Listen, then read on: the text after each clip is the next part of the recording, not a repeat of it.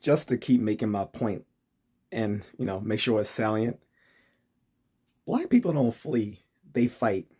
Now, there was a brief era in the early 20th century led by people like Marcus Garvey, who's a con artist. So I won't even get into him, but he's kind of speared the whole Afrocentric conscious woke phenomena that started with Marcus Garvey.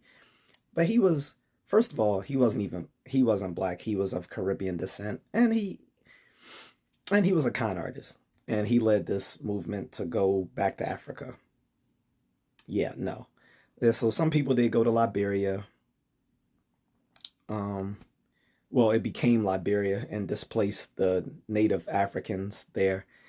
Then there was some from Britain that went to the country, which became Sierra Leone. But for the most part, most black people stayed here.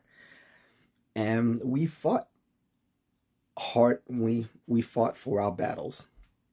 Most immigrants don't do that. They flee their shithole countries and they come here to America. And then they talk trash about the black people who are here, saying we're more successful than them.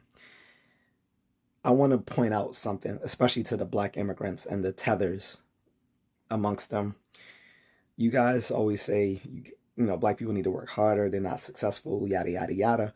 Meanwhile, there are more black millionaires in the United States. Foundational black Americans have the most millionaires throughout the whole black diaspora.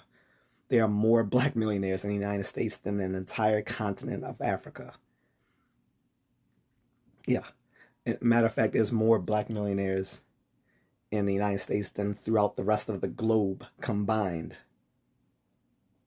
So we don't need your lessons. But yeah, we don't flee our countries.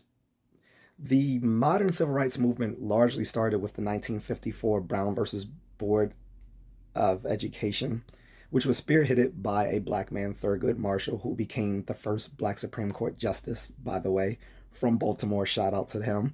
And he also married a Filipina. Also shout out to him for that. Yeah.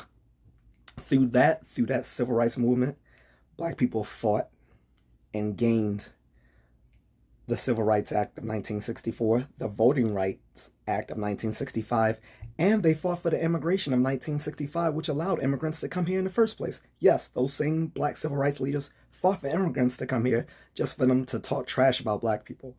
Meanwhile, y'all flee from your countries, and then a lot of you come here and won't fight for your political rights, but then you expect black people to do so. We're not having that. So